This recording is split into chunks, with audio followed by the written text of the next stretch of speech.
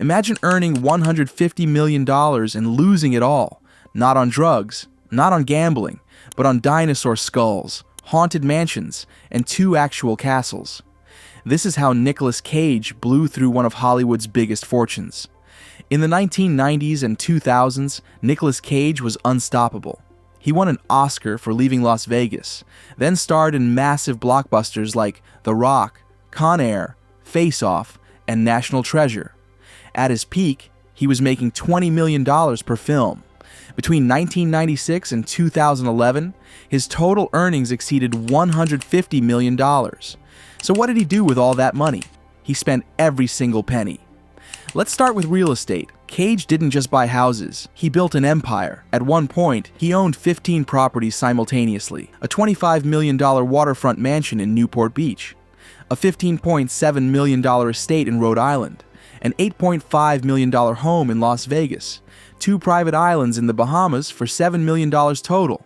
But here's where it gets insane. He bought 2 European castles, a 16th century Bavarian fortress in Germany for $2.3 million, then another castle in England, and in New Orleans, he purchased the infamous LaLaurie mansion for $3.4 million, one of America's most haunted houses. His real estate portfolio alone was worth over $100 million. The property taxes were costing him millions every year. But real estate was just the beginning. Cage is a massive comic book fan, so he bought Action Comics #1, the first Superman appearance, for $150,000.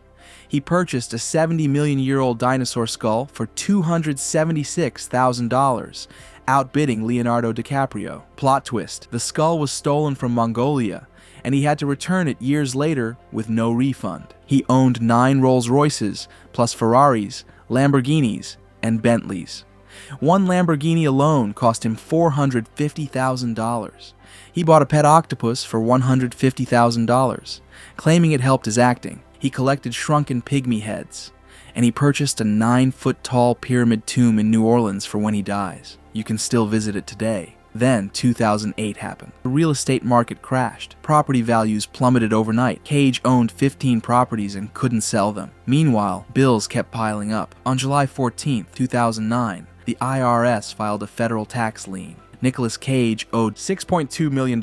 He was facing foreclosure on multiple properties. The man who once had $150 million was now millions in debt. So what does a movie star do when he owes millions? He makes movies. Lots of movies. Between 2013 and 2022, Cage made over 20 films. Most were low budget, straight to video. Critics called them terrible. Fans wondered what happened, but Cage didn't care. He admitted, "I had to work to pay back the debt." Were some of them bad movies? Yes, but I never phoned it in. He made 2 or 3 films per year. He sold the castles, the mansions, the islands. The Superman comic eventually sold for $2.1 million, going straight to debt repayment. Then in 2022, he starred in The Unbearable Weight of Massive Talent. The movie was a hit, and according to reports, around this time, Cage finally finished paying off all his debts. After more than a decade of grinding, he was free. Today, Nicolas Cage's net worth is around $40 million.